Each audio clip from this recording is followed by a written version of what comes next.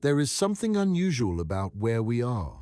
Not just our planet, not just our solar system, but our entire corner of the cosmos.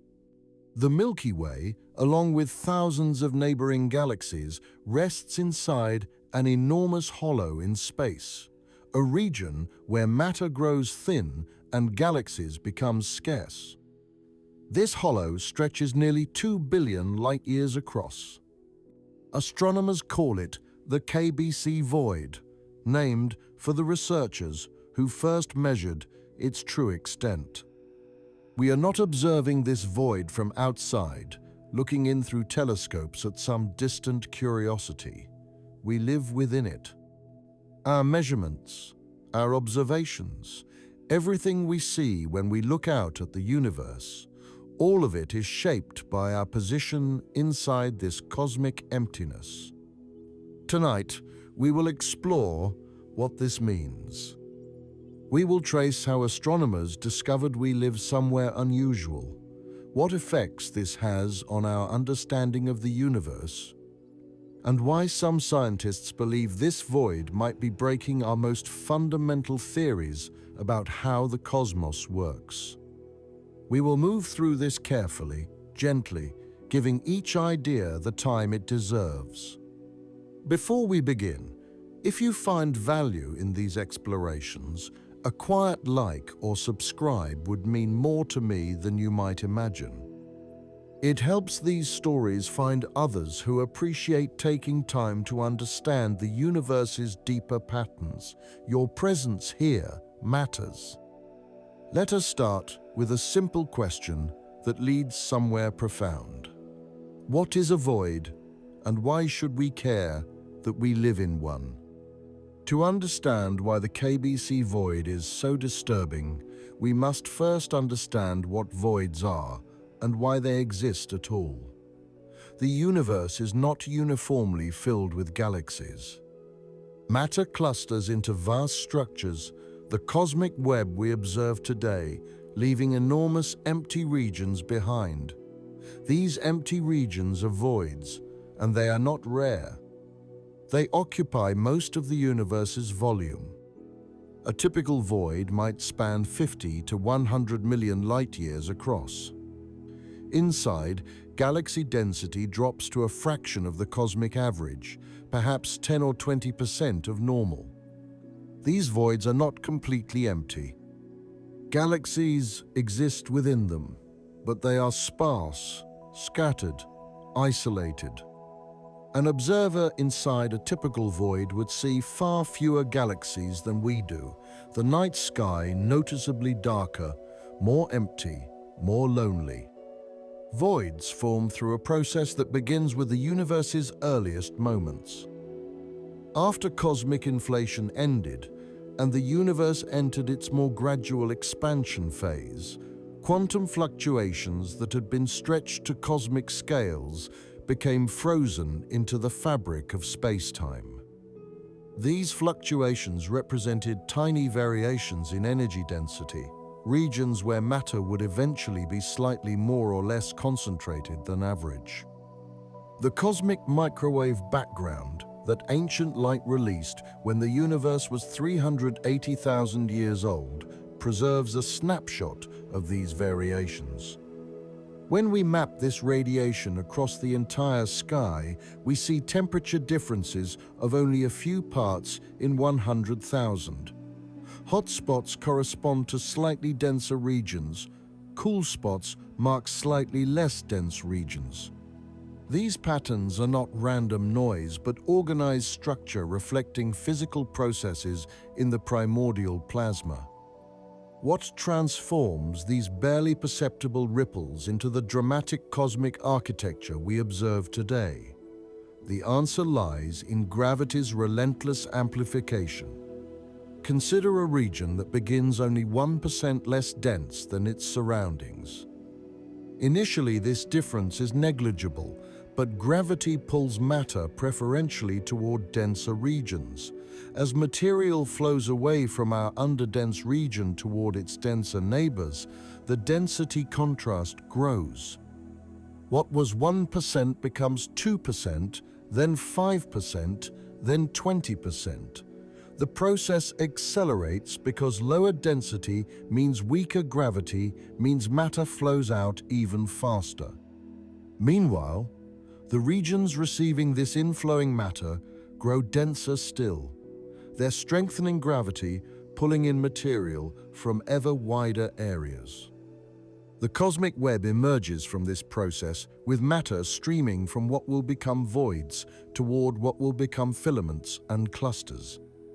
It is like watching a river network form through erosion, with water carving valleys and leaving ridges between. Here, gravity carves voids and leaves filaments of matter between them. The mathematics describing this gravitational instability was first developed in the 1930s and 40s by physicists studying how small perturbations grow in self-gravitating systems. They showed that in an expanding universe, density contrasts grow at a rate determined by the expansion rate and the matter density. Given the observed properties of our universe, we can calculate how quickly structure should form, how large voids can grow in the time since the Big Bang. Computer simulations starting from observed initial conditions naturally produce cosmic webs with filaments, clusters, and voids. The simulations match observations beautifully, reproducing the statistical properties of structure we observe across vast cosmic volumes. This agreement between theory and observation is one of modern cosmology's great successes, evidence that we understand the basic physics of structure formation. Yet theory imposes constraints.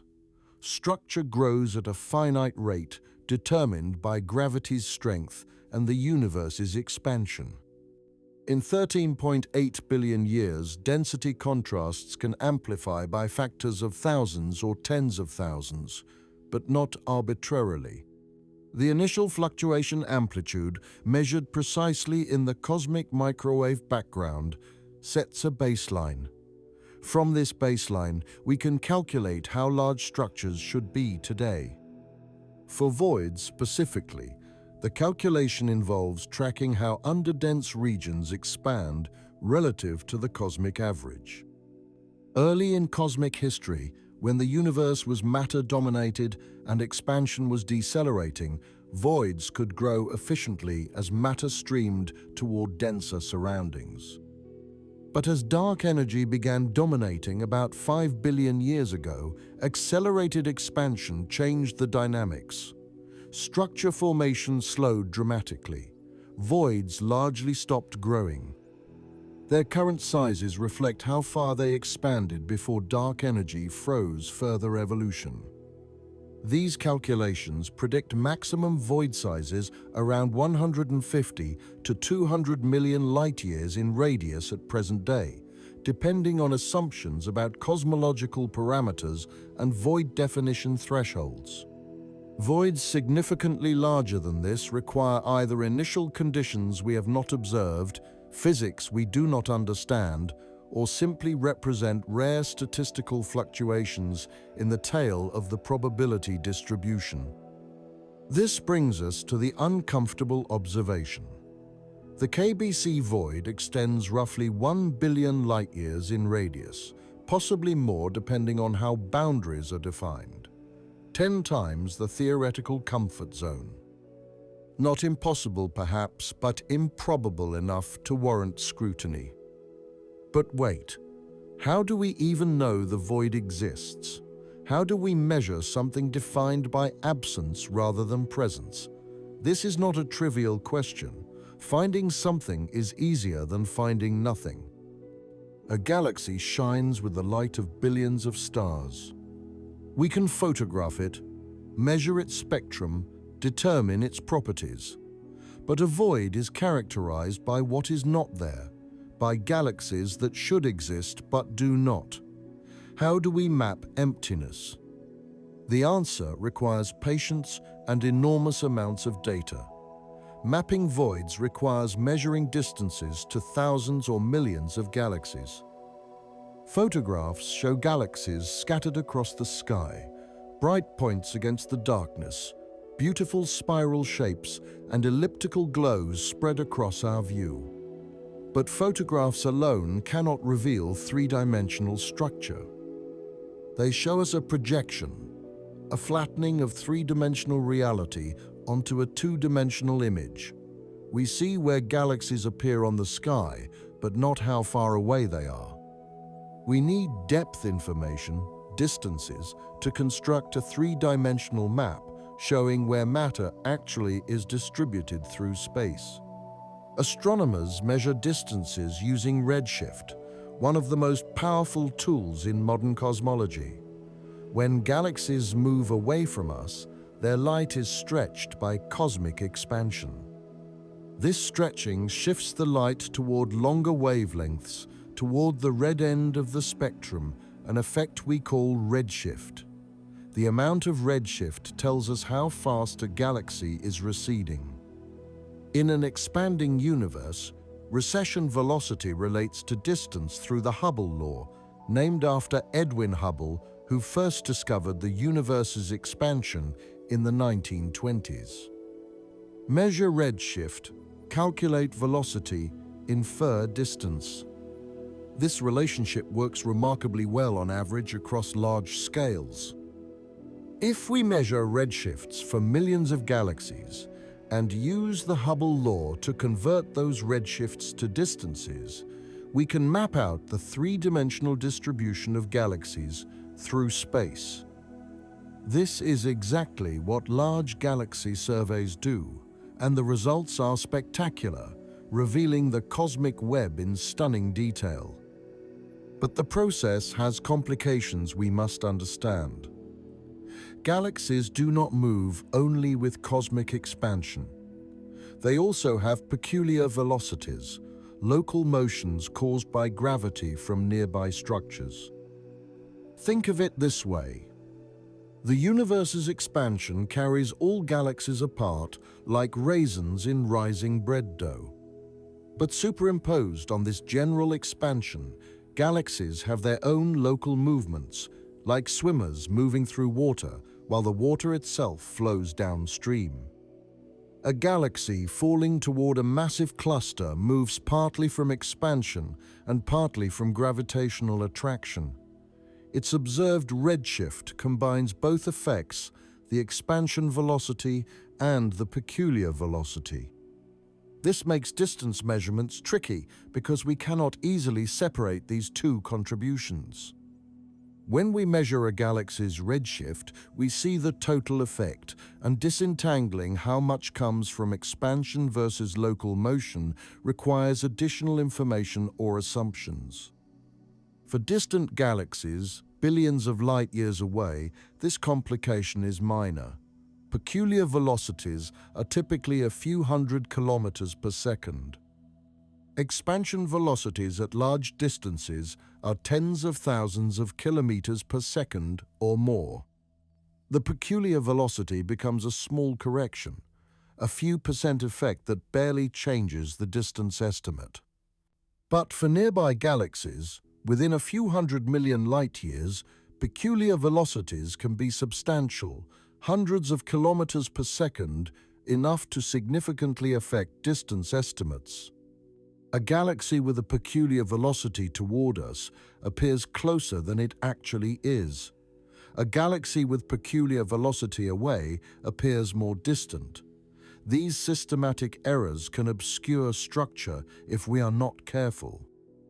Despite these complications, large galaxy surveys map structure successfully. Teams of astronomers spend years, sometimes decades, pointing telescopes at millions of galaxies, measuring each one's spectrum, determining its redshift, building catalogs containing positions and distances for vast numbers of objects.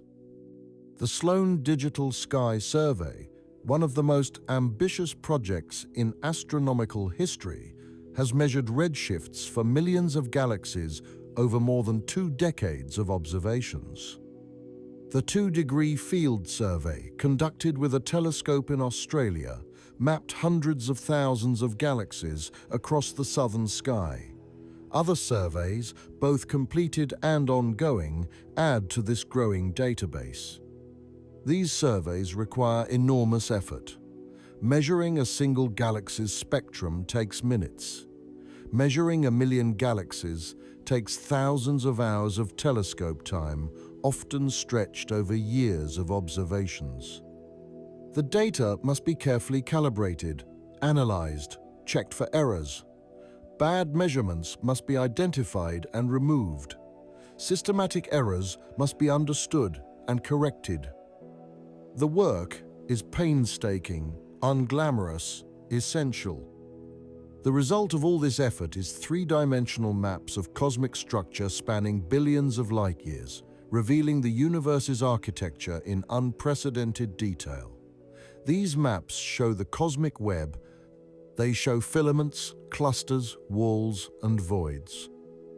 They show structure at every scale, from individual galaxies to superclusters spanning hundreds of millions of light years. And they show something troubling about our local cosmic neighborhood. In the early 2000s, astronomers analyzing galaxy distributions noticed something odd about our local cosmic neighborhood. Galaxy density seemed lower than average out to substantial distances.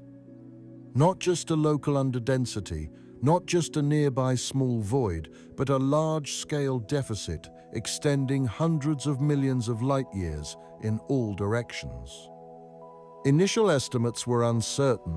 Defining void boundaries is subjective. How empty does a region need to be to count as a void? 20% of average density, 10%. Different thresholds give different answers. And measuring average density itself is challenging, since we have only one universe to sample. But as surveys improved and techniques refined, the evidence strengthened. Our local region, out to distances of roughly 1 billion light-years, contains fewer galaxies than the cosmic average. The deficit is not dramatic, perhaps 20 to 30% below average, but it is persistent and statistically significant. We live in an underdense region. In 2013, astronomers Ryan Keenan, Amy Barger, and Len Cowie published a comprehensive analysis. They used multiple galaxy catalogs and careful statistical methods to characterize the void's properties. They found a region roughly 700 million light-years in radius, about 1.4 billion light-years across, where galaxy density drops significantly below cosmic average. They called it the KBC Void, named after their initials. Subsequent studies refined the estimates. The void may be even larger, approaching 2 billion light-years in some directions. Its boundaries are not sharp edges, but gradual transitions from underdense interior to denser surrounding structures. The void is not perfectly spherical, but somewhat elongated, and importantly, it is not completely empty. Galaxies exist within it, including our own Milky Way, but they are sparse compared to typical cosmic neighborhoods. How empty is empty? In the densest parts of the cosmic web, in rich galaxy clusters, there might be hundreds or thousands of galaxies within a few million light-years. In typical regions along filaments or walls, dozens of galaxies might occupy the same volume. In the KBC Void's interior, that same volume might contain only a handful of galaxies. The difference is stark. If you could teleport from the Milky Way to a galaxy in the Virgo cluster, roughly 50 million light-years away in a denser region, your night sky would transform. Instead of the scattered galaxies we observe through telescopes, you would see galaxies everywhere, bright, naked-eye objects filling the sky like stars do for us. The difference between living in a void and living in a cluster is the difference between rural emptiness and urban density. But here is the disturbing part. The KBC Void's existence alone is strange but perhaps explainable as a rare statistical fluctuation. The universe is vast. Rare events happen somewhere. Maybe we just happen to live in an unusual place. Except the void does more than just exist. It appears to be affecting our measurements of the universe itself, and this is where the crisis begins. One of cosmology's most important numbers is the Hubble constant, quantifying how rapidly space expands. This single parameter determines cosmic age, distance scales, and the universe's ultimate fate. For decades, astronomers have pursued ever more precise measurements using independent techniques. The expectation was that different methods would converge on a single value as measurements improved. They have not converged. Instead, the discrepancy has grown more statistically significant as precision increased. One approach uses the cosmic microwave background, analyzing temperature fluctuations to extract cosmological parameters, including expansion rate. This method yields a value in the mid to low 60s when expressed in kilometers per second per megaparsec. Another approach uses distance ladder techniques, calibrating distances to nearby supernovae and extending outward to measure expansion directly. This local method produces values in the low 70s, about 10% higher. This disagreement is called the Hubble tension, and it has resisted resolution despite years of intensive scrutiny. Both measurement teams have checked and rechecked their work. Both use well-understood physics.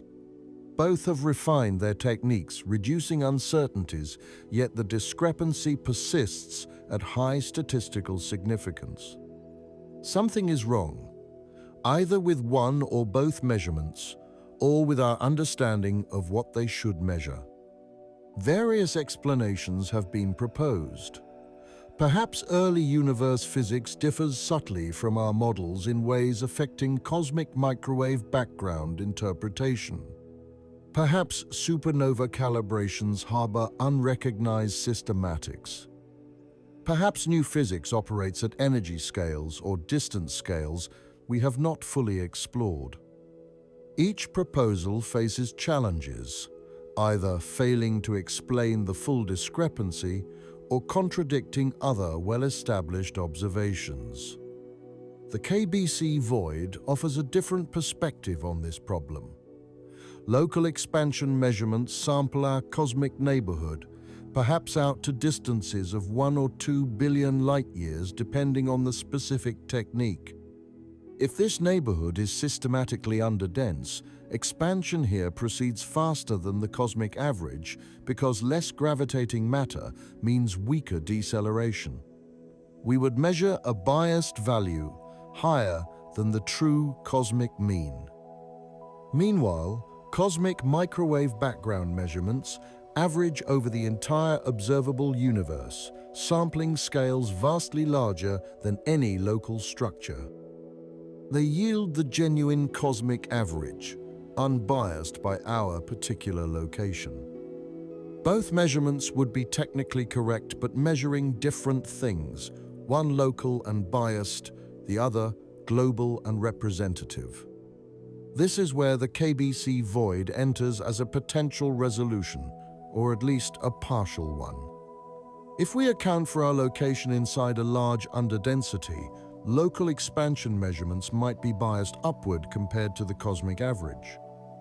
The void provides a conventional explanation using known physics, requiring no modifications to general relativity or dark energy properties, no dramatic revision of cosmological theory.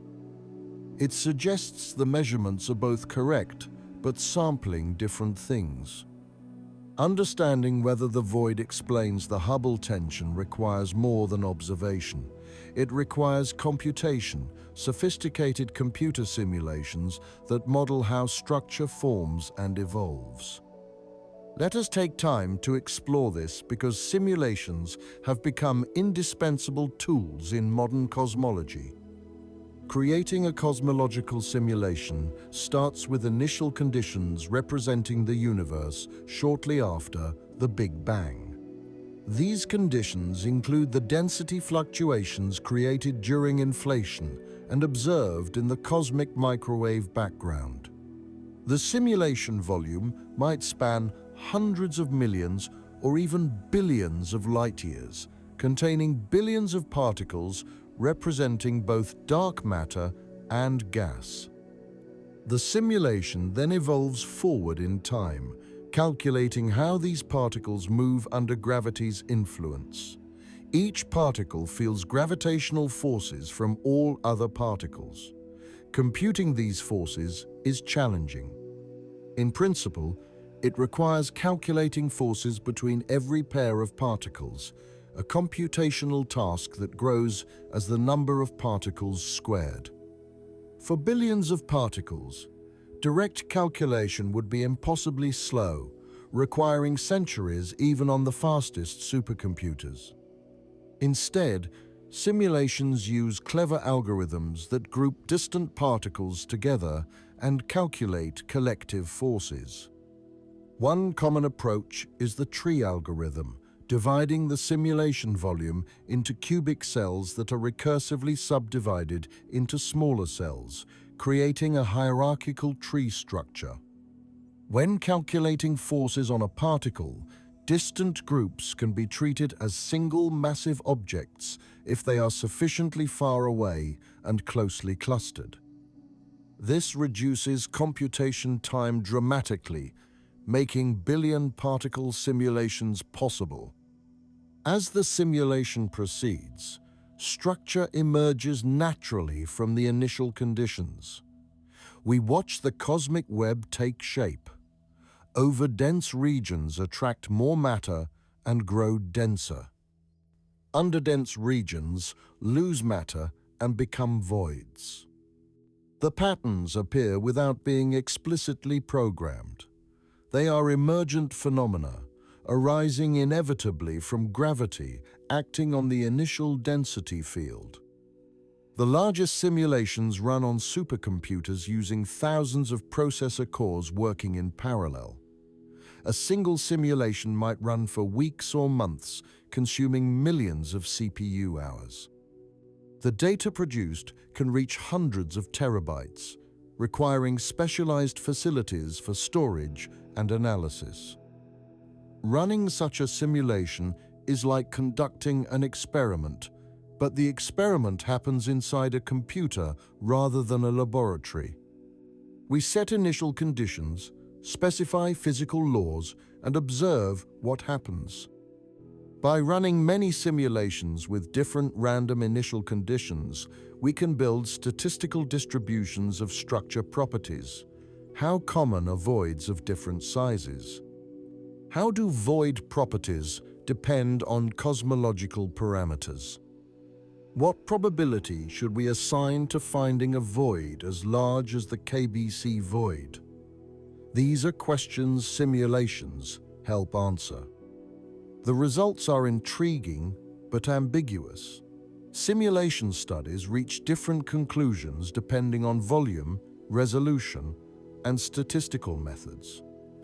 Some find that structures approaching the KBC Void scale should appear perhaps once per observable universe volume, making our location near such a structure unlikely but not absurdly so.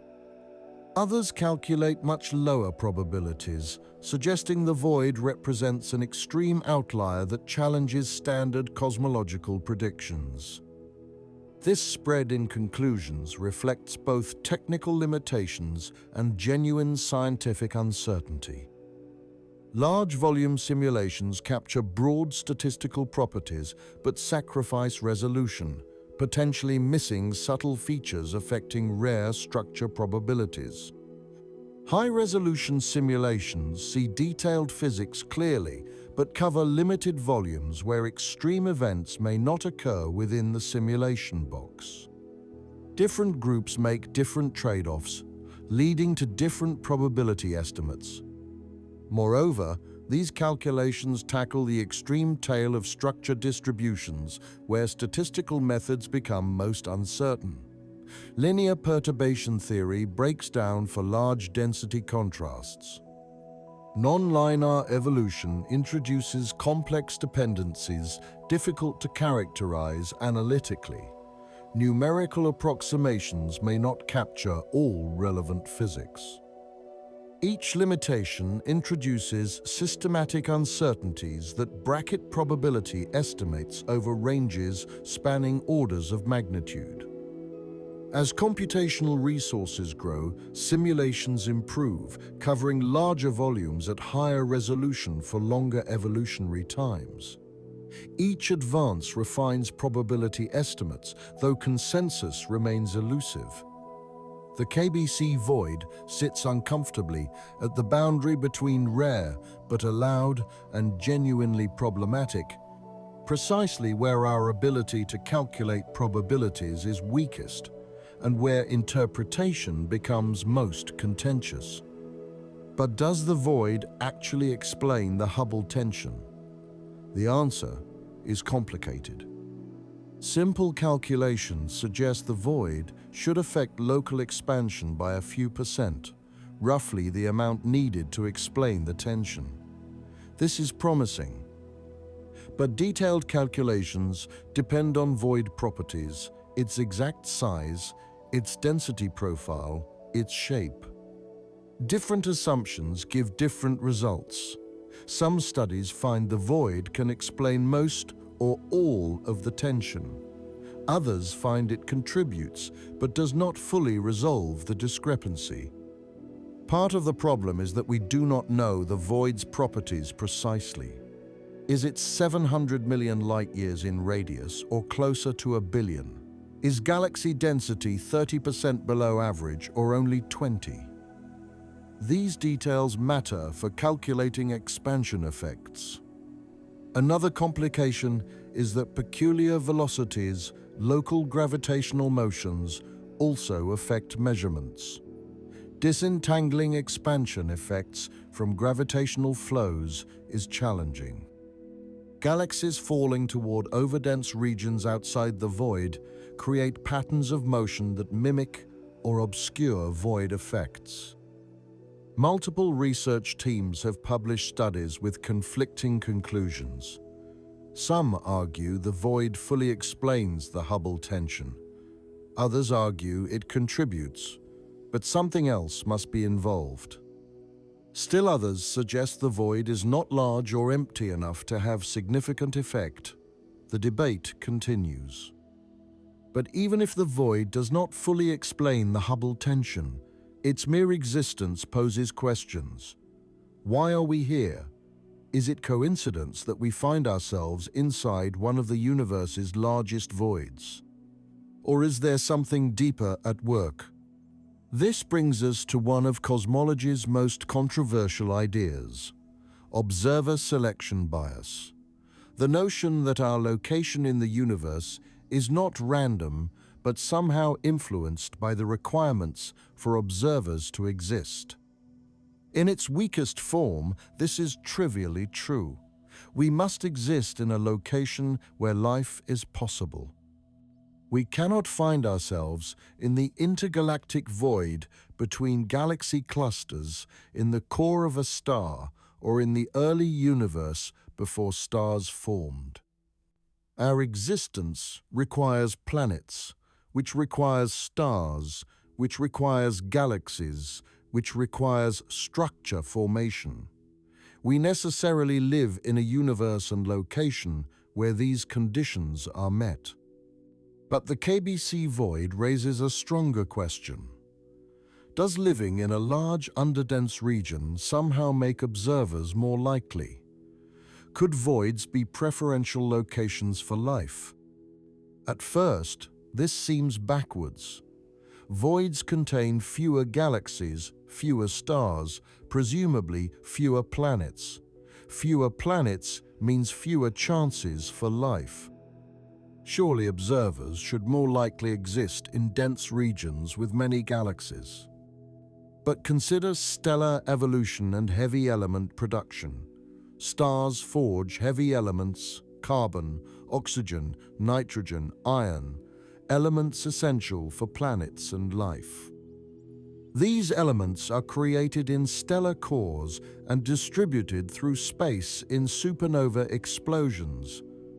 Multiple generations of stars are needed to build up substantial heavy element abundances. In dense environments like galaxy clusters, star formation happens rapidly and early. Many stars form, burn through their fuel, and explode, enriching the environment quickly.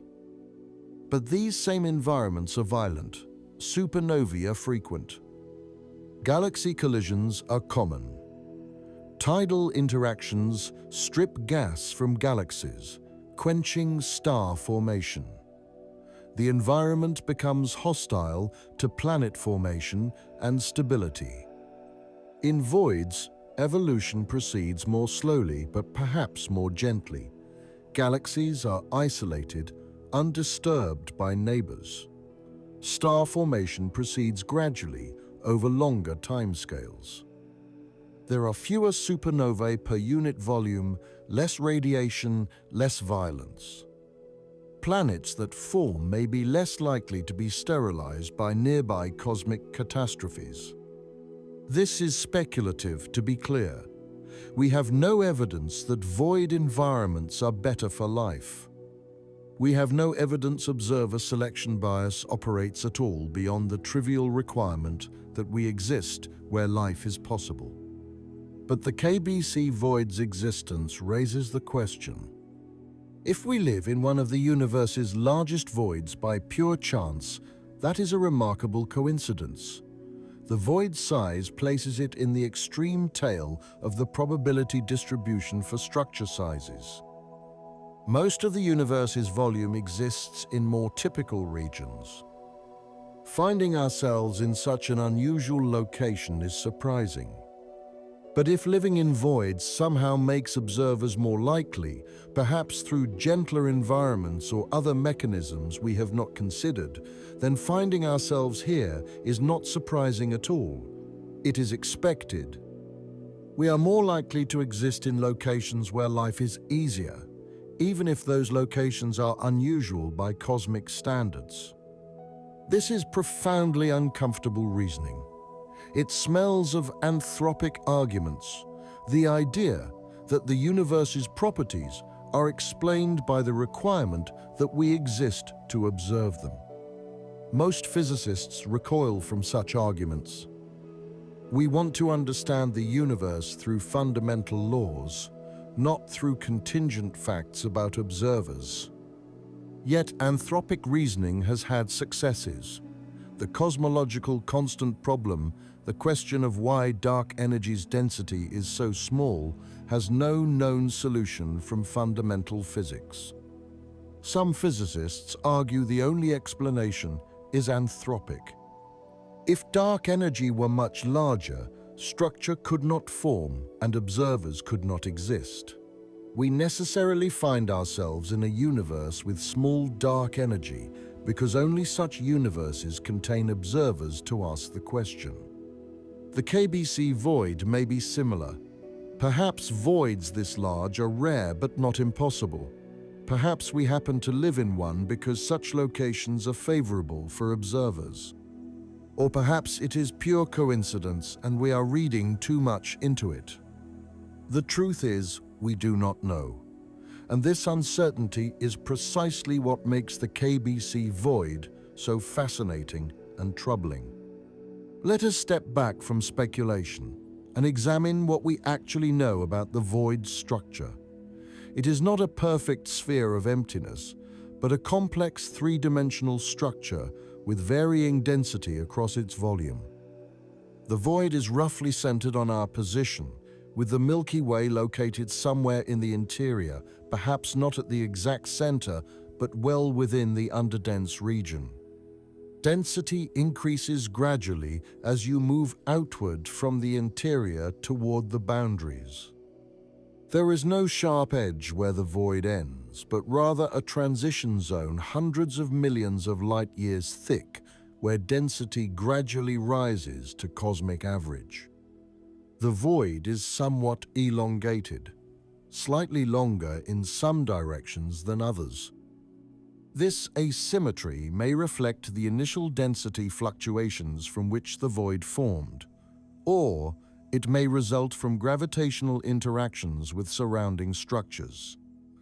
Voids are dynamic objects, evolving as matter continues flowing from their interiors toward denser regions at their boundaries. Within the void, structure still exists. The local group containing the Milky Way, Andromeda, and dozens of smaller galaxies is here. The Virgo cluster, about 50 to 60 million light-years away, sits near the void's edge or just outside it, depending on exactly how you define boundaries. Scattered throughout the void's volume are other isolated galaxies and small groups, less densely packed than in typical regions, but present nonetheless. Mapping the void's density profile requires measuring distances to thousands of galaxies in all directions. This is challenging and ongoing. Different studies using different galaxy catalogs and different methods produce slightly different maps. But the overall picture is consistent. We sit in a large, underdense region extending hundreds of millions of light-years in all directions.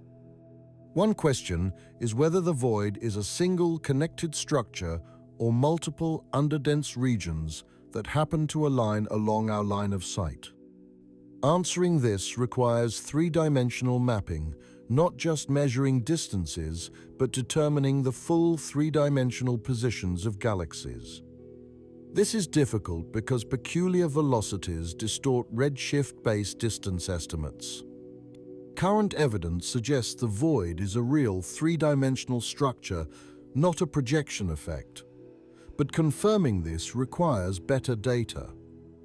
Future galaxy surveys will measure redshifts for millions of additional galaxies, refining our maps and reducing uncertainties. Another question is how the void compares to other voids. Are there other voids this large elsewhere in the universe? Or is the KBC Void truly unique? Finding other large voids is challenging because we can only observe them from the outside. From Earth, we look out in all directions, seeing galaxies at various distances. If we see fewer galaxies in a particular direction at a particular distance, that suggests a void. But precisely characterizing distant voids is difficult. We cannot measure their density profiles as accurately as we can for the KBC Void, where we have detailed local measurements. Some surveys have identified other large voids at various distances. These voids have sizes ranging from a few hundred million to perhaps a billion light-years across. None appear quite as large as the KBC Void, but uncertainties make direct comparisons difficult. It is possible other voids of similar size exist, but have not been fully characterized. What we can say is that voids the size of the KBC Void are rare. Surveys covering large volumes find many smaller voids, but few approaching 2 billion light-years. This rarity is part of what makes the void's existence troubling. Rare is not impossible, but rare requires explanation. In standard cosmology, structure sizes are constrained by the amplitude of initial density fluctuations and the time available for growth. The cosmic microwave background shows us initial fluctuations were small, about 1 part in 100,000. Gravity has been amplifying these fluctuations for 13.8 billion years. Given these constraints, structures larger than a certain size should be extremely rare. Calculating precise probabilities for structures like the KBC Void challenges both our computational abilities and our statistical methodology. Different studies arrive at estimates ranging from mildly surprising to extraordinarily improbable, spanning several orders of magnitude. This variation reflects not just technical differences, but fundamental questions about how to assess likelihood when working with a single cosmic realization. Consider the conceptual challenge. Should we ask, what probability governs finding any void this large anywhere in the observable universe? This calculation must account for available volume and the number of possible locations. Rare per location becomes likely somewhere given sufficient space. Or should we ask specifically about our location within such a structure? This involves not just existence, but positioning, a different and typically lower probability. These are not merely technical distinctions, but reflect deep questions about how to apply probability theory to cosmology. We observe one universe from one location. Unlike laboratory experiments, where we can repeat measurements many times to build statistics, cosmology offers no such luxury. Every probability statement rests on assumptions about ensemble averages, about what constitutes a fair sample, about whether our position is randomly drawn from some distribution. These assumptions are philosophically subtle and potentially unstable. Let us consider what alternatives exist if we take the void seriously as a problem for cosmology. One possibility is that our cosmological model is wrong or incomplete. Perhaps gravity does not work exactly as general relativity predicts on the largest scales. Perhaps dark energy is not uniform but varies across space. Perhaps dark matter has properties we have not accounted for. Any of these would affect structure formation and potentially allow larger structures than standard models predict. Modified gravity theories, alternatives to general relativity, have been proposed for various reasons, including explaining dark energy without invoking a cosmological constant. Some of these theories predict different structure formation histories. Perhaps in such theories, voids can grow larger in the time available. But modified gravity faces challenges. General relativity is extraordinarily successful at explaining observations from solar system scales to cosmological scales. Any modification must preserve relativity's successes while only changing predictions where needed. This is difficult. Most modified gravity theories either fail to match observations or reduce to general relativity in relevant regimes. Varying dark energy density is another option. If dark energy was stronger in some regions and weaker in others, structure formation would proceed differently in different places. Perhaps the void formed in a region where dark energy was relatively weak, allowing more efficient evacuation. As the universe expanded, dark energy could have become more uniform, leaving behind a large void as a relic of earlier spatial variation. This idea faces challenges from observations. The cosmic microwave background shows the universe was extraordinarily uniform at early times. Any significant spatial variation in dark energy would have left imprints in the CMB. We see hints of small variations, but nothing dramatic enough to explain void formation. Another possibility is that initial fluctuations from inflation were not perfectly Gaussian, that is, not following the simplest statistical distributions. Most inflationary models predict Gaussian fluctuations, but non-Gaussian fluctuations are possible in some models.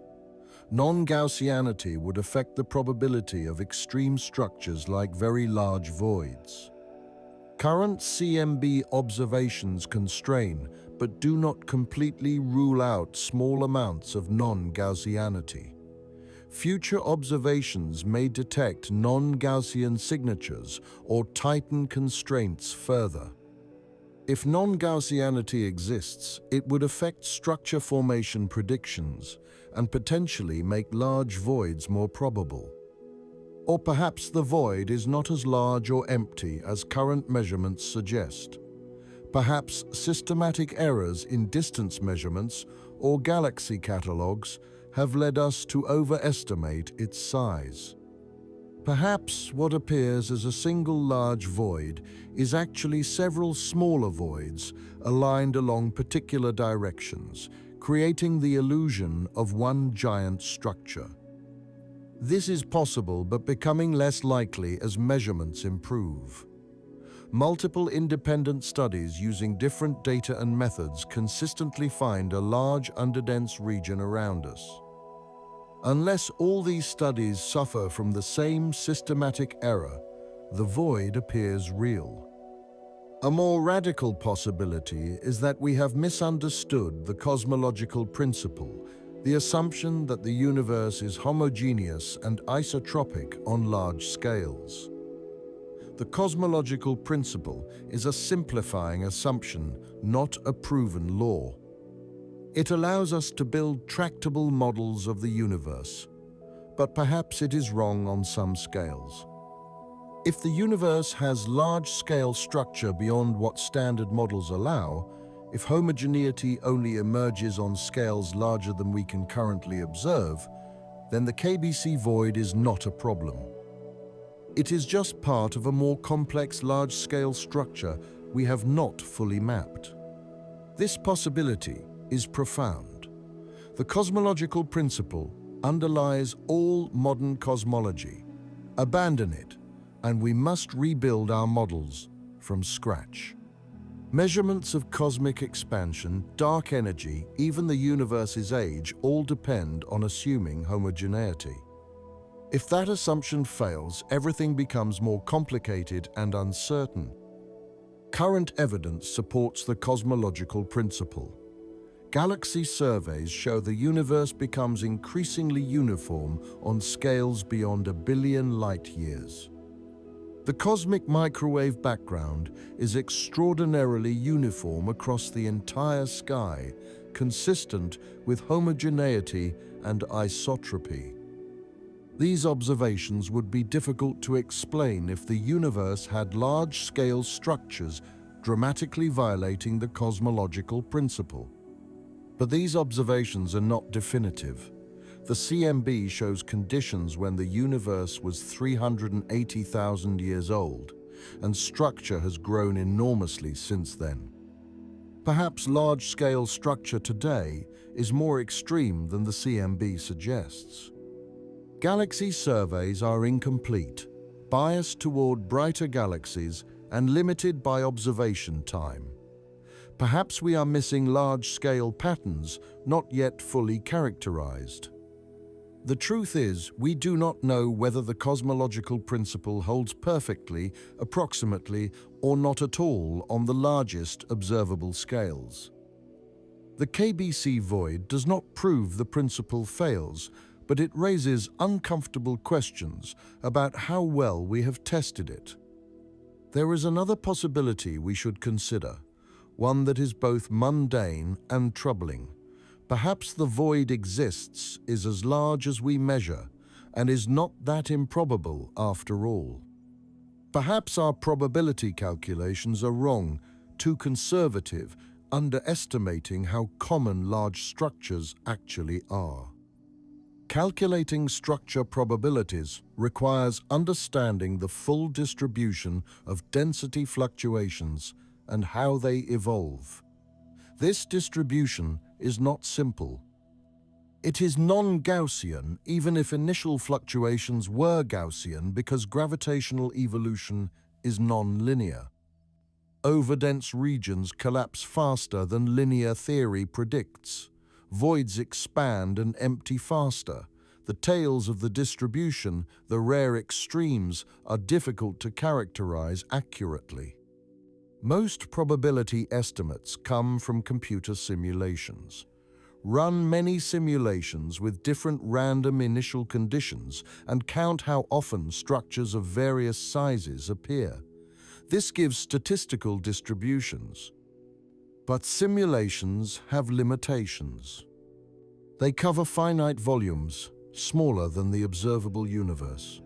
They use approximations for subgrid physics.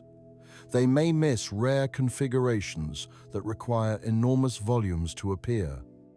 Understanding how the KBC Void compares to other large voids helps us assess whether it is truly exceptional. The Boötes Void, discovered in 1987 and spanning roughly 330 million light-years, was once considered remarkably large.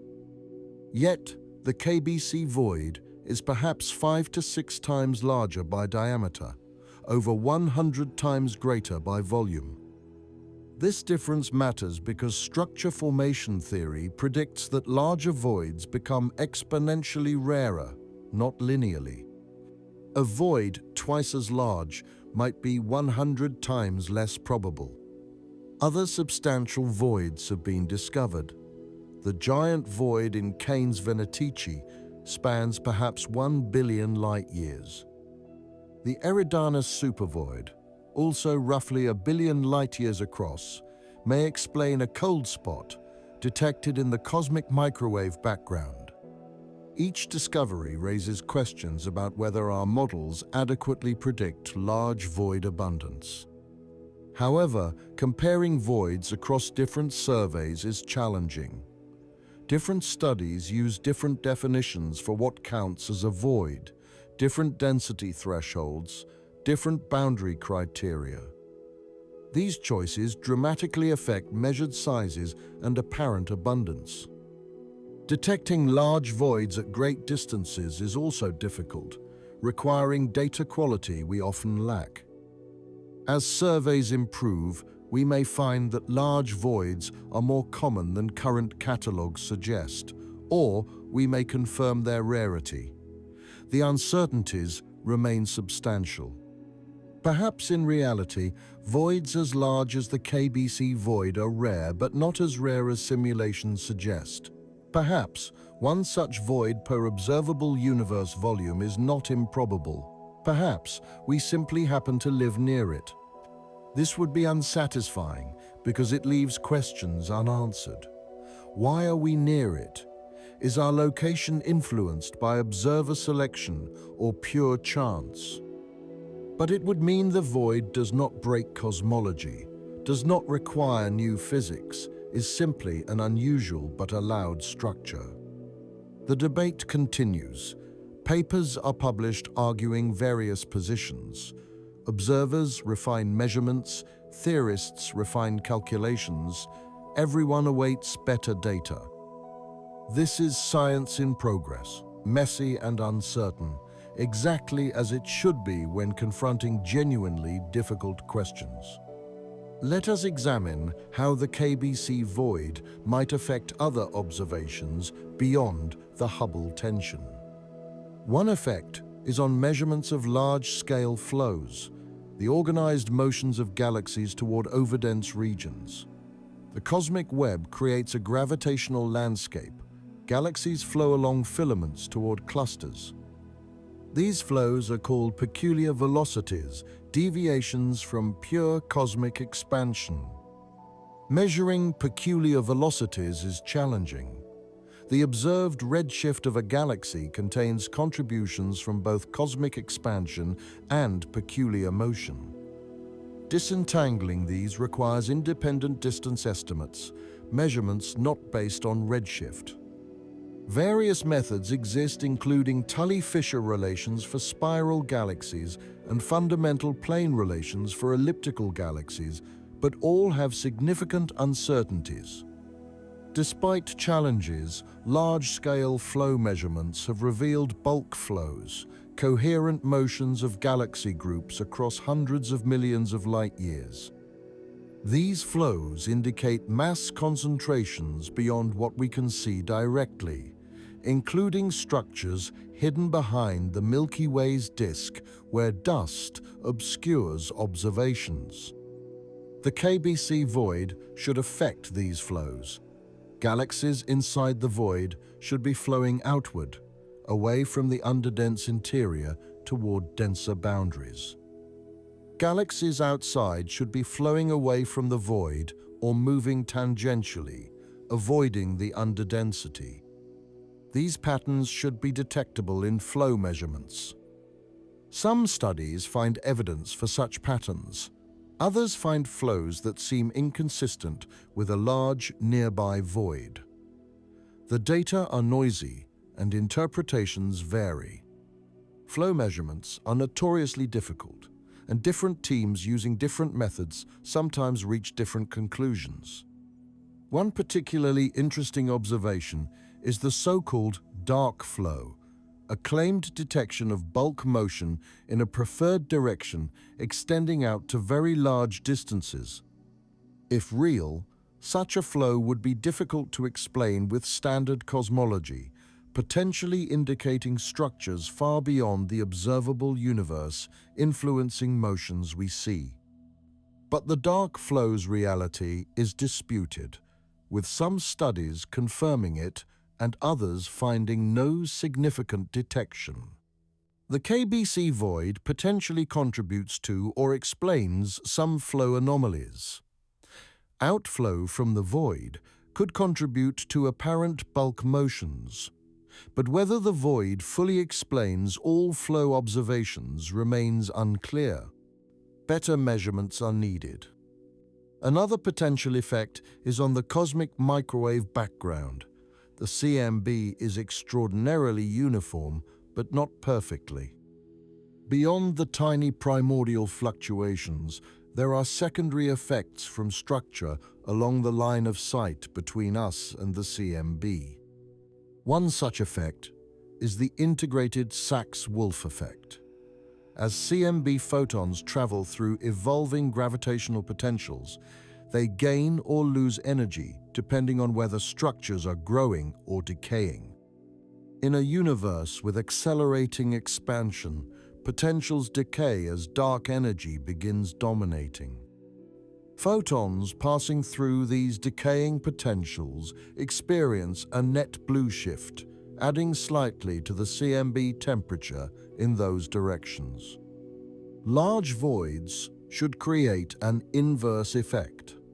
As voids expand, their gravitational potential wells become deeper, paradoxically. This is because voids expand faster than the cosmic average due to lower density. Photons falling into deeper potential wells are blue shifted, but when they climb back out, the well has deepened, so they are not red shifted by the same amount.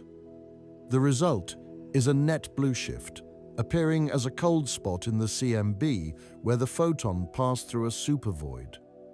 Multiple groups have searched for such cold spots associated with known voids. Some claim detections, others find null results. The expected signal is small, only a few microkelvin, difficult to detect unambiguously given the CMB's intrinsic fluctuations and observational noise. The KBC Void should produce a weak cold spot signal in the CMB averaged over large angles corresponding to the void's size. Detecting this requires careful analysis accounting for the void's three-dimensional structure, our position within it, and the CMB's complex foreground contamination from our galaxy and local structures. Some studies claim tentative detection of such a signal, others find no significant effect. As with many void-related observations, the data are marginal and interpretations differ. Better measurements and better theoretical models of what to expect are needed. One complication is that the KBC void size means it subtends an enormous angle on the sky, potentially tens of degrees depending on exactly how you define its extent. Effects on such large angular scales are challenging to measure because there are only a few independent samples. You cannot average over many voids at different locations to reduce noise. We have only one void seen from one position in one universe. This highlights a general challenge with the KBC Void. It is a unique structure, or at least rare. We cannot apply the usual statistical approaches that rely on large samples. Every measurement is marginal. Every detection is tentative. This makes definitive conclusions difficult. Let us explore what future observations might tell us. Several upcoming surveys and missions should significantly improve our understanding of the void and its implications. Several major observational programs currently underway or planned for the coming decade will dramatically improve our understanding. The Dark Energy Spectroscopic Instrument aims to measure 35 million galaxy redshifts over 5 years, providing unprecedented three-dimensional mapping of cosmic structure. The Vera-C Rubin Observatory will repeatedly photograph the southern sky, detecting billions of galaxies and enabling statistical studies of structure formation at scales from individual galaxies to supervoids. The Euclid Space Telescope will observe billions of galaxies to constrain dark energy properties and test whether they vary across space or time, potentially revealing whether spatial inhomogeneities in dark energy contributed to void formation. The Nancy Grace Roman Space Telescope will conduct infrared surveys probing the universe's expansion history with sensitivity surpassing previous missions. Each instrument brings unique capabilities. Together, they will map our cosmic neighborhood more completely than ever before, characterize the void's properties with higher precision, identify comparable structures across the observable universe for statistical comparison, and test predictions from various cosmological models. The data flood from these missions will either confirm current estimates of the void's exceptional nature or reveal that large voids are more common than present catalogues suggest, fundamentally changing how we assess the KBC Void's significance. Beyond these specific missions, the general trend in astronomy is toward larger samples, better measurements, and more complete sky coverage. Every improvement helps address questions about the void. Does it exist as currently characterized, or have we overestimated its properties? How does it affect local measurements? How common are similar voids elsewhere? Complementing observations, theoretical work continues. Improved simulations with larger volumes and better resolution help assess structure probabilities more accurately. Analytic models of void formation and evolution provide insights into what affects void sizes. Both approaches refine our understanding of what standard cosmology predicts, making it clearer whether the KBC void is consistent or problematic. One particularly important direction is advancing our observational capabilities. Beyond the major surveys already mentioned, technological innovations in spectroscopy, imaging, and data analysis continue accelerating our ability to map cosmic structure. Multiplexed fiber optic spectrographs can observe hundreds or thousands of galaxy spectra simultaneously, dramatically increasing survey efficiency. Machine learning algorithms can identify faint galaxies and estimate redshifts from photometry with increasing accuracy.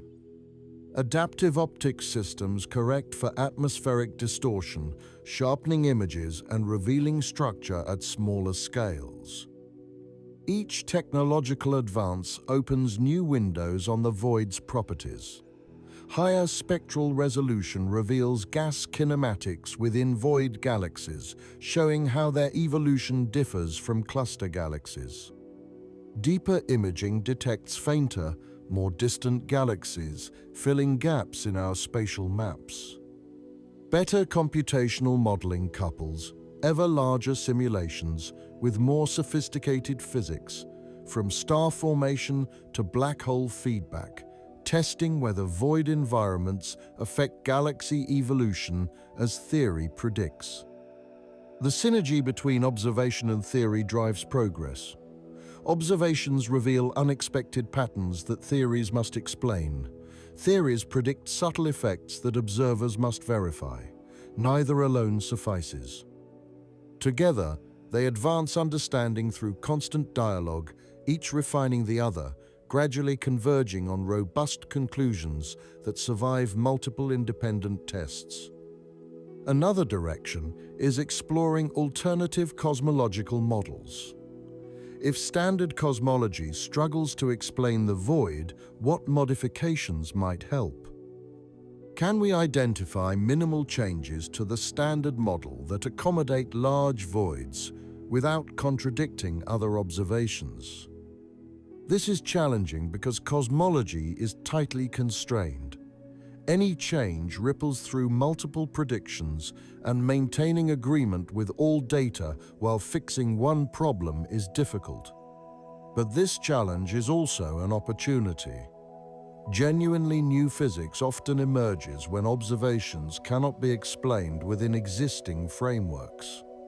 The void may be pointing towards such new physics, or it may be a particularly unusual but allowed structure within standard cosmology. Distinguishing these possibilities requires theoretical creativity alongside observational rigor. There is a philosophical dimension to the KBC Void worth acknowledging. It confronts us with the question of whether our location in the universe is special or typical, a question with deep historical resonance. For most of human history, we believed Earth was the center of the universe. The Copernican revolution displaced us from that central position, showing Earth orbits the Sun. Subsequent discoveries pushed us further from prominence. The Sun is an ordinary star among billions in the Milky Way. The Milky Way is an ordinary galaxy among billions in the observable universe. We are not central, not special, just one unremarkable location among countless others. This progression toward mediocrity is sometimes called the Copernican principle, the idea that we should not expect to occupy a privileged position. It has been a useful guide. Assuming Earth is typical of planets, the Sun typical of stars, the Milky Way typical of galaxies, has led to successful predictions and understanding. But the KBC Void potentially violates this principle. If we live in one of the universe's largest voids, our location is atypical. Most of the universe's volume lies in voids, so in that sense we are not unusual. But most volume lies in smaller voids, or in moderately dense regions. Living in such an extreme underdensity places us in the tail of the distribution. Does this matter? Should we expect our location to be typical? Or is the Copernican principle only a guideline, useful but not absolute? The answer may depend on observer selection. If observers are equally likely anywhere in the universe, then finding ourselves in an unusual location is surprising, evidence either of rare chance or potentially of a problem with our models. But if observers preferentially exist in certain locations, then finding ourselves in such a location is expected, not surprising at all. This brings us back to anthropic reasoning, the idea that we must find ourselves in locations compatible with our existence, even if those locations are unusual. In its weak form, this is trivial. We must exist where life is possible. In its strong form, it suggests our existence somehow selects or explains the universe's properties, a notion many find philosophically uncomfortable. The KBC Void forces us to confront these questions more directly than most astronomical observations. It is unusual enough to be surprising, but its existence is not obviously impossible or inconsistent with known physics. How we interpret it depends partly on how we think about probability, selection, and our place in the cosmos. Perhaps the most intellectually honest response is uncertainty. We do not know whether the void is improbable enough to worry about. We do not know whether observer selection operates in ways that affect our interpretation. We do not know whether future observations will confirm the void's properties or reveal we have overestimated them. We are confronting the limits of our knowledge, and that is uncomfortable but appropriate. Science does not always provide clean answers. Sometimes it reveals problems we cannot yet solve, questions we cannot yet answer. The KBC Void may be such a problem, a puzzle we will live with until observations or theory advances enough to resolve it. Let us consider one more aspect of the void that deserves attention: its dynamics. The void is not a static structure, but evolving as the universe expands. In the early universe, shortly after recombination, when the cosmic microwave background was released, the region that would become the KBC Void was slightly underdense, perhaps only 1 or 2% below average density. This subtle underdensity was sufficient. Gravity pulled matter from the underdense region towards surrounding overdensities. As matter left, the density decreased further, strengthening the effect. The void expanded and emptied. But void expansion is not unlimited. As the universe's expansion accelerates due to dark energy, the physics changes. Dark energy prevents further growth of structure. Overdensities cannot collapse more because dark energy's repulsive effect resists gravity.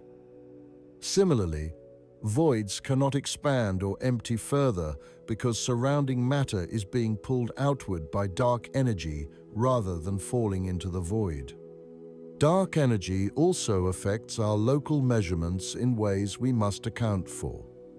Because dark energy drives accelerated expansion, the expansion rate is not constant but increasing with time.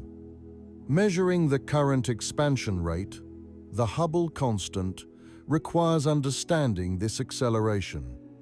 Different models of dark energy predict different acceleration histories and thus different current expansion rates. Uncertainties in dark energy's properties translate to uncertainties in the Hubble constant. Moreover, if dark energy's density varies spatially, even slightly, this would affect structure formation differently in different regions. Perhaps the KBC Void formed in a region where dark energy was slightly weaker, allowing more efficient evacuation before dark energy began dominating. As the universe evolved, dark energy could have become more uniform, leaving the void as a relic of earlier spatial variation. This idea faces challenges. The cosmic microwave background shows the early universe was extraordinarily uniform. Any significant spatial variation in dark energy would have left detectable imprints. We see hints of small variations, but nothing dramatic enough to explain large-scale structure like the KBC Void. Still, it remains a possibility worth exploring as we refine measurements and models. This means the void's growth is largely finished. It will persist, possibly for the remaining life of the universe, but will not continue expanding dramatically. Its current size represents its approximate final state. This is fortunate for observers like us. If the void were still rapidly expanding and emptying, local conditions might be changing on timescales relevant to civilization.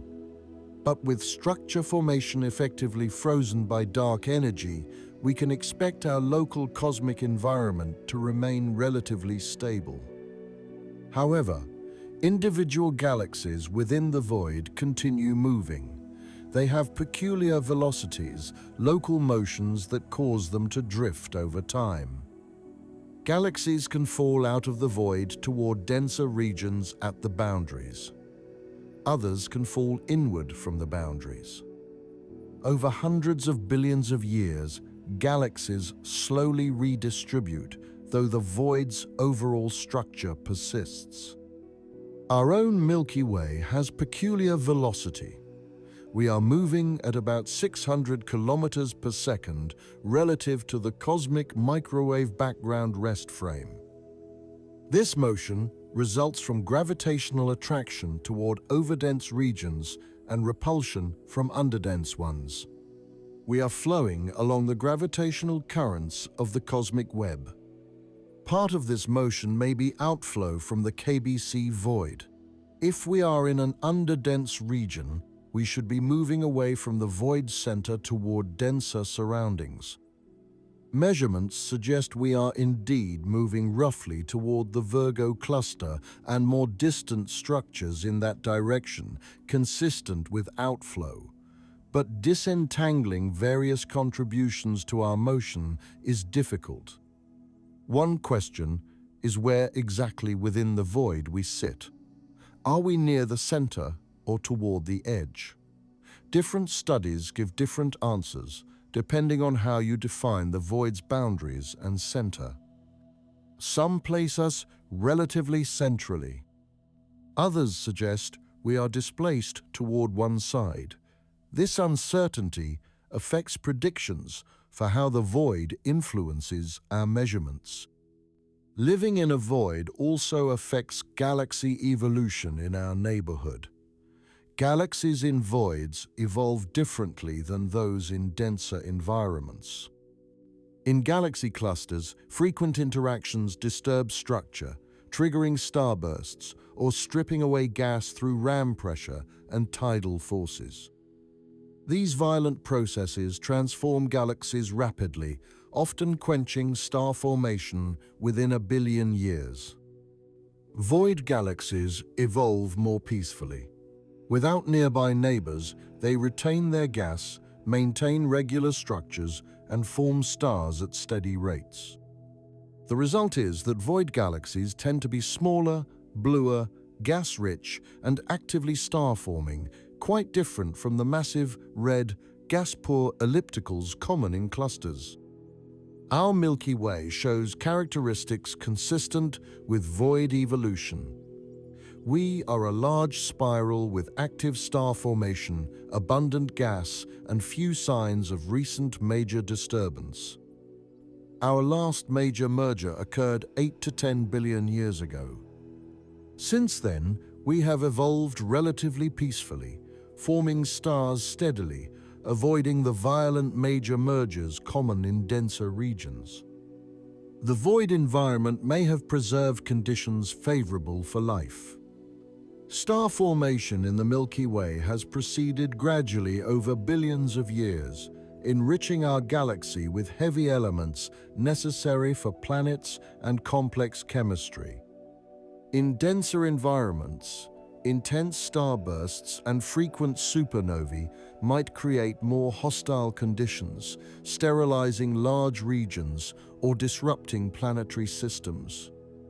The void's gentler conditions might allow more stable environments where life can originate and evolve undisturbed. This raises questions about observer selection. If life is more likely in gentle void environments, then observers would disproportionately find themselves in voids, despite voids containing fewer galaxies overall. Our location would be less surprising, explained through selection rather than chance. Testing this is difficult, with only one example of life, but it illustrates how the void connects to deeper questions about our cosmic circumstances. If we are near the void's center, we sample its most underdense region, and local measurements should show maximum deviation from cosmic average. If we are toward the edge, effects should be smaller. Pinning down our precise location within the void requires better three-dimensional mapping of surrounding structure. This mapping is improving but slowly. Each new galaxy survey adds data, refining our picture. But comprehensive mapping requires measuring redshifts for millions of galaxies in all directions, a task requiring dedicated telescope time over many years. Patience is required. Looking toward the far future, what will become of the KBC Void over cosmic timescales? As dark energy continues driving accelerated expansion, galaxies beyond certain distances will recede faster than light can travel. They will cross our cosmic horizon, disappearing from view. Galaxies currently within a few billion light-years will remain visible and gravitationally bound to the local group. But galaxies in more distant voids and structures will vanish. The KBC Void's boundaries, lying at distances around 1 billion light-years, should remain within our observable horizon for a long time, perhaps tens or hundreds of billions of years. But eventually, if dark energy remains constant or strengthens, even relatively nearby structures will recede beyond observation. In the extreme far future, observers in the local group will see only their immediate neighborhood, a merged Milky Way Andromeda galaxy, and perhaps a few satellite galaxies surrounded by darkness.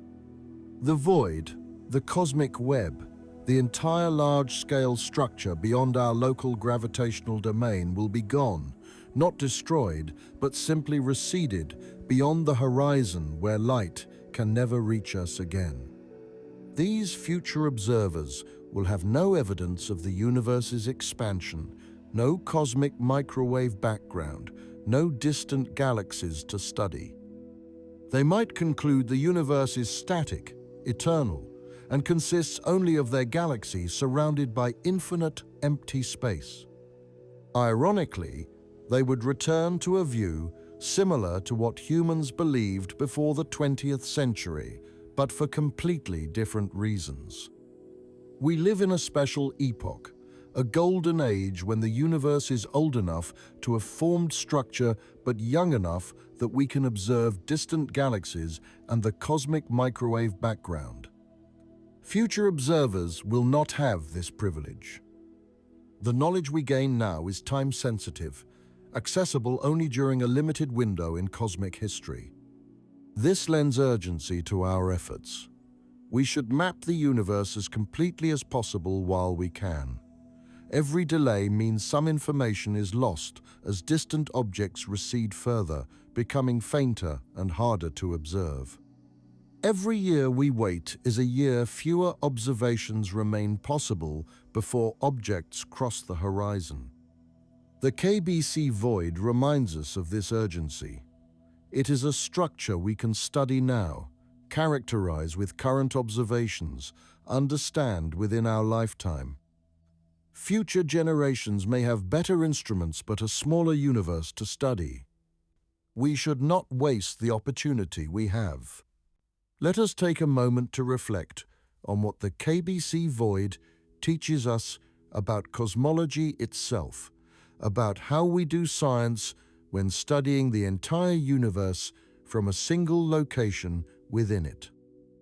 This is worth pondering because it reveals both the power and limitations of our methods. Cosmology is uniquely challenging among sciences. In most fields, we can conduct controlled experiments, vary conditions systematically, repeat measurements many times. A chemist studying reactions can run the same experiment hundreds of times with slightly different temperatures or concentrations, building statistical understanding. A biologist studying organisms can examine many individuals from different populations, comparing and contrasting. But cosmology offers no such luxury. We have one universe observed from one location at one moment in cosmic time. We cannot rewind and watch events again. We cannot move to different vantage points light years away to compare perspectives. We cannot vary universal constants to see what happens. We are confined to Earth, peering outward through telescopes, trying to understand everything from this single, fixed perspective. This limitation makes cosmology more like archaeology or geology than laboratory physics. We are detectives examining evidence, reconstructing history from clues, building models to explain what we observe. We cannot experiment directly on the universe, but we can observe different parts at different distances, which means different times due to light's finite speed, building a picture of how things change and evolve. The cosmic microwave background is crucial because it provides a baby picture of the universe, showing conditions when structure was just beginning. By comparing that early state to the present, we trace 13 billion years of evolution. The early universe was smooth. The present is structured. Gravity transformed one into the other following laws we can calculate. This gives us confidence we understand the basic story. But here is the subtlety the KBC Void exposes. All our observations are local in a cosmological sense.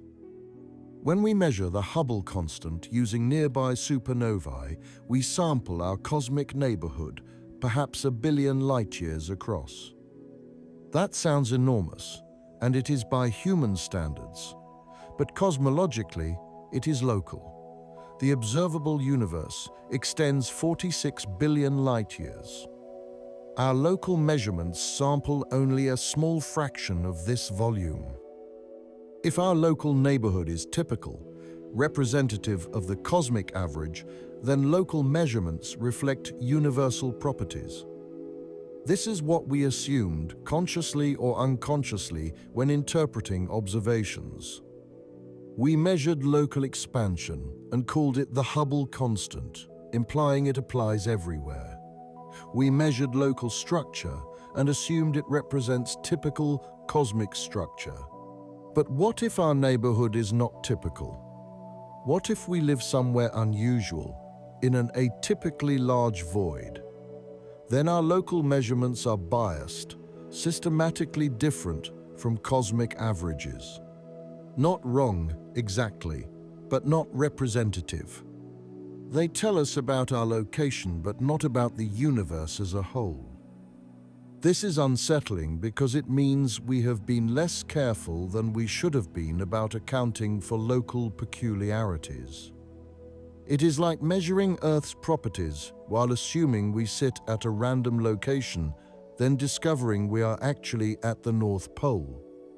Arctic temperatures are real temperatures, valid measurements, but they are not representative of global averages.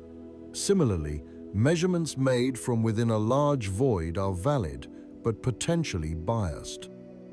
The KBC Void forces us to think more carefully about selection effects, about what we can and cannot infer from observations made from our particular location. It makes us question assumptions we took for granted. This is uncomfortable but healthy.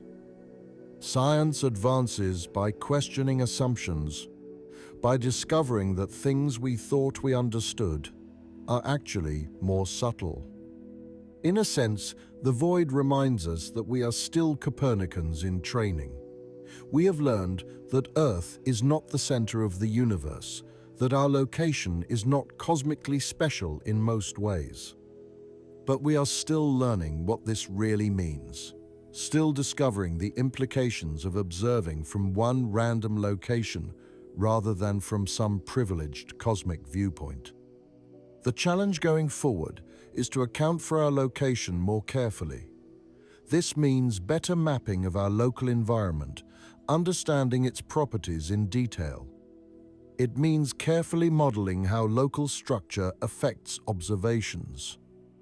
It means being humble about which measurements reflect local conditions versus universal properties.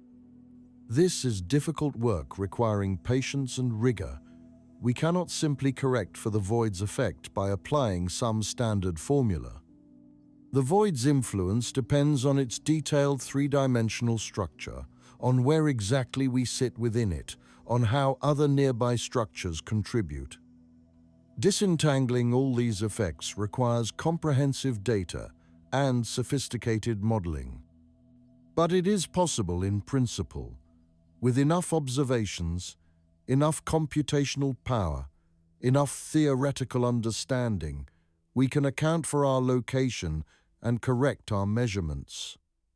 We can map the void, model its effects, and extract the true cosmic parameters from our biased local measurements.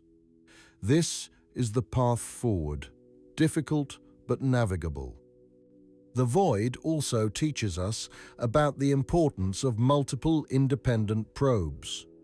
If we relied only on local measurements of the Hubble constant, we might never realize there was a problem. But we have the cosmic microwave background providing an independent measurement from completely different physics at completely different times. When two independent measurements disagree, we know something is wrong, either with the measurements or with our understanding. This principle applies broadly in cosmology. We should never trust a single measurement or single method. We need multiple independent probes that can cross-check each other. Gravitational lensing checks galaxy dynamics. Supernova observations check cosmic microwave background inferences. Large-scale structure observations check predictions from inflation. This web of cross-checks gives us confidence when different methods agree and alerts us to problems when they disagree. The Hubble tension is exactly such an alert. Two methods disagree, telling us something is wrong. Maybe it is systematic errors in one or both measurements. Maybe it is the KBC Void affecting local measurements. Maybe it is new physics we have not considered. Whatever the answer, the disagreement is telling us something important, forcing us to look deeper, to question assumptions, to refine our understanding. This is science working as it should, not providing clean answers on demand, but revealing puzzles that require patient investigation. Not confirming what we already believe, but challenging us with observations that do not quite fit our models. The void is not breaking the universe. It is breaking our complacency, our assumption that we fully understand how to measure the universe from our particular location within it. What can we conclude about the KBC Void? Let us synthesize what we have learned without retreating into comfortable certainties. Multiple independent analyses using different galaxy catalogs and statistical approaches consistently identify a large, underdense region in our cosmic vicinity. The evidence for this structure is robust, not dependent on any single measurement or technique. Its approximate size, approaching 1 billion light-years in radius, places it among the largest known voids in the observable universe. Whether it is the absolute largest remains uncertain given observational limitations at great distances, but it is certainly exceptional. Standard cosmology does not forbid such structures, but it predicts they should be rare. How rare depends on detailed calculations involving the full distribution of density fluctuations and their nonlinear evolution. Different studies arrive at different probability estimates, ranging from uncomfortably low but not impossible to genuinely problematic. This range reflects genuine scientific uncertainty rather than evasiveness. The calculations are difficult, involving complex physics and statistical subtleties we cannot fully resolve with current understanding. The void's potential role in the Hubble tension remains an active area of investigation. Simple estimates suggest a structure this large could bias local measurements by the required few percent. More sophisticated calculations accounting for three-dimensional structure and our uncertain position within it sometimes support this conclusion, sometimes find it insufficient. The question is not settled. Multiple factors may contribute to the tension, with the void being one element rather than the complete explanation. Questions about observer selection and our location's typicality resist definitive resolution. They involve not just empirical science, but interpretation, philosophy, and assumptions about probability that cosmology struggles to address rigorously with only one universe to observe. Reasonable scientists hold different views on these matters, and the debates will likely persist as more philosophical than empirical questions. What observations can resolve is the void's physical properties and its consistency with structure formation models. This requires international collaboration on a scale unprecedented in astronomy's history. Teams across continents coordinate observations, share data through standardized formats, develop common analysis pipelines, and publish results for community scrutiny. The major surveys are not single institution efforts, but collaborations involving hundreds of scientists from dozens of countries, pooling expertise and resources to tackle questions no single group could address alone. This collaborative structure has practical and philosophical implications. Practically, it accelerates progress by distributing work, cross-checking results, and combining complementary skills. Philosophically, it embodies science's ideals: open inquiry, transparent methods, results that survive independent verification. When multiple teams using different instruments and techniques reach similar conclusions about the void's properties, confidence grows not from authority, but from convergent evidence. What future observations can clarify is the void's detailed structure and its comparison to theoretical predictions. Upcoming surveys will measure millions of additional galaxy redshifts, mapping underdense regions more completely and accurately. They will identify other large voids across cosmic volumes, allowing statistical comparison. They will refine measurements of how our local expansion rate deviates from cosmic mean. They will test predictions about void formation under various cosmological scenarios. These observations will not resolve all questions. They cannot tell us whether our location is philosophically surprising or whether we are overthinking coincidence. But they can narrow uncertainties, distinguish models, and clarify whether the void challenges standard cosmology or merely represents its extreme tail. Perhaps the void's greatest contribution is pedagogical. It reminds us that cosmology is difficult precisely because we observe from within what we study. Measurements are inevitably local, even when they sample vast volumes. Local need not mean typical. Corrections for our particular circumstances are necessary, but not always straightforward. Humility about what we can infer from our single vantage point is appropriate.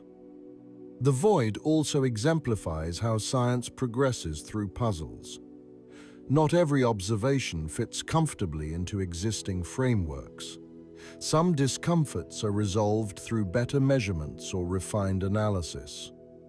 Others point toward genuine gaps in understanding. Distinguishing these cases requires patience, rigor, and willingness to follow evidence wherever it leads, rather than forcing observations into preconceptions. Our cosmic address, an ordinary galaxy in an extraordinary neighborhood shapes everything we observe in ways both obvious and subtle.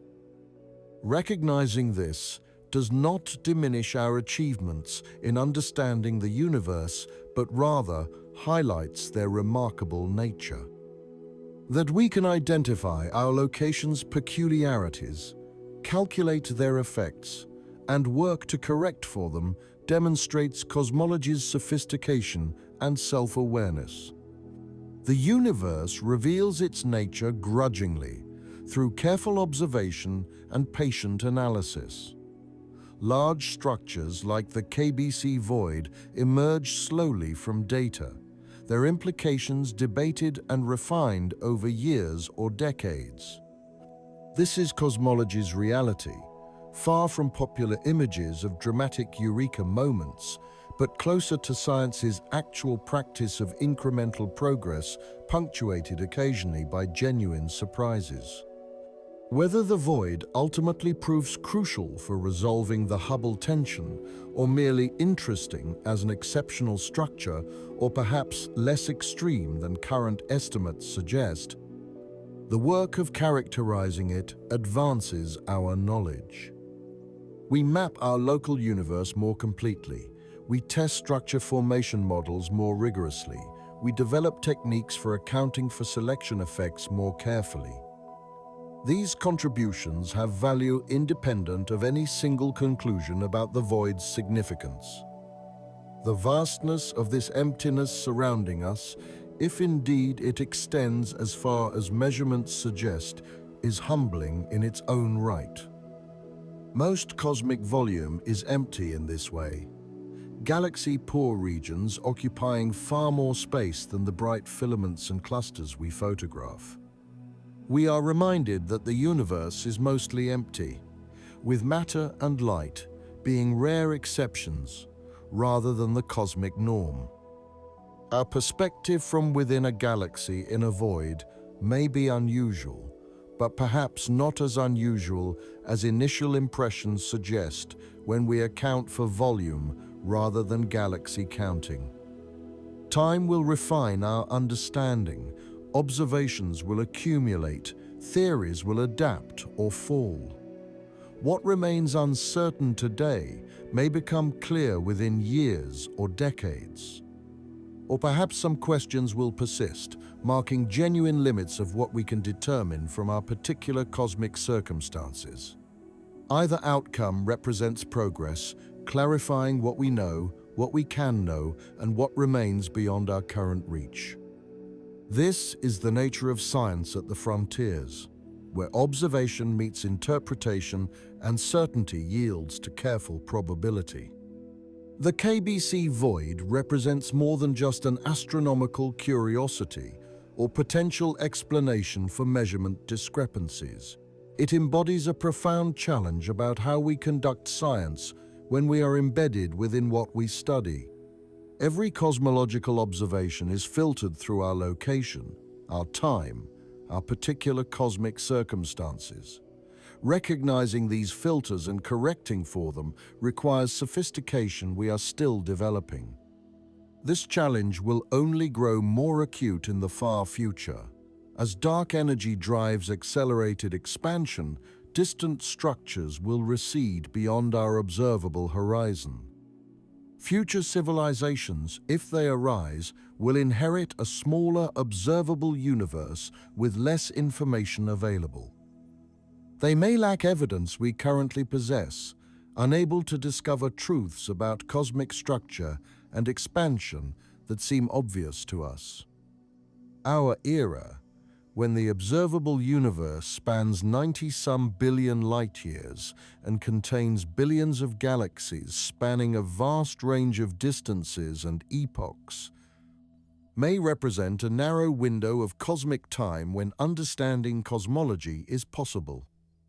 This realization adds urgency to current efforts. The observations we make now, the surveys we conduct, the catalogues we compile, these are not merely incremental additions to knowledge, but potentially irreplaceable records of cosmic structure before it recedes forever beyond observation. Future cosmologists may look back at our data with envy, wishing they could see what we see while we still can. The void itself will persist far longer than human civilization, far longer than Earth's habitability, far longer than stars themselves. It is a permanent feature of our cosmic neighborhood, at least on timescales relevant to any conceivable intelligent observation. Long after we are gone, the underdense region will remain, its galaxies separated by vast distances, its space emptier than average, a gentle hollow in the cosmic web. But its significance lies not in its longevity, but in what it teaches us now. Every large structure discovered, every deviation from expectations detected, every measurement that challenges our models, these advance understanding not by confirming what we already believe, but by revealing where our beliefs need refinement. The void serves this function admirably, pushing us to think more carefully about structure formation, about measurement systematics, about our cosmic address and its implications. The questions it raises may not all be answerable. Some may remain perpetually uncertain, limited by fundamental constraints on what we can observe or calculate from our single vantage point. This is not failure, but honesty, acknowledging that science has boundaries while continually working to expand them. Understanding what we cannot know is itself a form of knowledge, perhaps as valuable as understanding what we can. Astronomers will continue mapping the void, measuring galaxy distributions, refining distance estimates, modeling gravitational effects. Theorists will continue calculating structure probabilities, simulating void formation, exploring parameter space. The community will continue debating interpretations, questioning assumptions, testing hypotheses. This is how progress happens, through sustained effort across many minds and many years, gradually narrowing uncertainties and clarifying understanding. Whether the void ultimately proves central to resolving cosmology's current puzzles or remains a fascinating outlier in the distribution of structure, the work is worthwhile. Science advances through accumulation of knowledge, through refinement of techniques, through development of conceptual frameworks that let us ask sharper questions. The void contributes to all of these, regardless of its final significance. And so we find ourselves here, in this particular place, at this particular time, blessed or cursed with consciousness that lets us ask where we are and what it means. The answer, a galaxy among thousands in a vast underdense region that may challenge our understanding of cosmology, is both humbling and extraordinary. Humbling because it reminds us how circumstantial our knowledge is, how much depends on where and when we happen to exist. Extraordinary because despite these limitations, we can recognize them, account for them, and continue pursuing understanding with sophistication that would have seemed impossible mere generations ago. The void awaits further study, patient and vast, indifferent to our efforts, yet central to them. Understanding it means understanding our place in the cosmos and the filters through which we see that cosmos. This is the work before us, difficult and fascinating, progressing slowly but advancing nevertheless, adding piece by piece to humanity's collective understanding of the universe we inhabit and the unusual neighborhood we call home. Living in the void raises questions about whether our location is typical or influenced by observer selection. These questions touch on deep issues in probability and cosmology's foundations. They may have no definitive answers, remaining matters of interpretation and philosophy as much as physics. Future observations will clarify the void's properties through multiple independent approaches. Better galaxy surveys will measure redshifts for millions of additional objects, mapping three-dimensional structure with unprecedented completeness. Improved measurements of galaxy peculiar velocities will reveal flow patterns around the void, testing whether matter streams outward as underdensity predicts. More sensitive observations of the cosmic microwave background will search for subtle temperature signatures associated with the void's integrated gravitational effect on traversing photons. Equally important is preserving these observations for future analysis. Modern astronomical surveys generate data volumes measured in petabytes, requiring sophisticated archiving systems and data formats designed for longevity. The observations we make today may be reanalyzed decades hence using techniques we have not yet invented, extracting information we cannot currently access. This requires careful curation, comprehensive metadata, and commitment to maintaining accessibility as storage technologies evolve. The astronomical community has learned from past losses where valuable data degraded on obsolete media or became unreadable when software evolved. Current best practices emphasize open data formats, thorough documentation, and distributed archiving. For the void specifically, this means future researchers will have access to the raw observations, not just published analyses, allowing them to test new hypotheses and apply improved methods as our understanding matures. But some questions may remain unanswered. We have only one universe observed from one location. We cannot run controlled experiments or sample alternate realities. We must work with what we have, extracting maximum information while acknowledging limits. The KBC Void is not breaking the universe in the sense of violating physical laws. Voids exist. Underdense regions are expected. Even large voids are not impossible.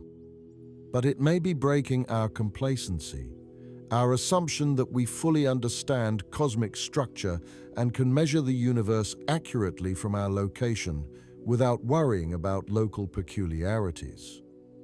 If nothing else, the void reminds us that cosmology is hard. We are trying to understand the entire universe using observations from a single vantage point. We assume we are typical, that our local measurements reflect cosmic averages. But if we are not typical, if we live somewhere unusual, our assumptions break down and our measurements become systematically biased. Correcting for such biases requires understanding our location within the cosmic web, mapping structure around us thoroughly, and carefully accounting for how local conditions affect observations. This is possible in principle, but challenging in practice. It requires data, models, and computational resources that are only now becoming available. The story of the KBC Void is still being written. Every year brings new observations, new analyses, new insights. The questions it raises will not be resolved quickly. Some may not be resolved at all within our lifetimes. But engaging with these questions, wrestling with the uncertainties, pushing observations and theory forward, this is how science progresses. We live inside something extraordinary, a vast cosmic emptiness spanning nearly 2 billion light-years. This is our neighborhood, our cosmic address. It shapes our view of the universe and potentially our measurements of its properties. Understanding it means understanding ourselves, where we are, how we fit into the larger cosmic structure. The universe is not uniformly filled with galaxies. It has texture, structure, pattern. It has dense regions and empty regions, filaments and clusters and voids. We happen to live in one of the empty regions, one of the largest such regions known. This is our cosmic circumstance, neither chosen nor changeable, simply a fact we must account for when studying the universe around us. Perhaps there is something fitting about this.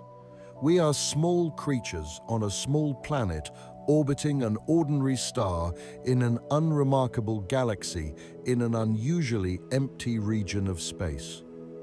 We are cosmically insignificant in most ways that matter.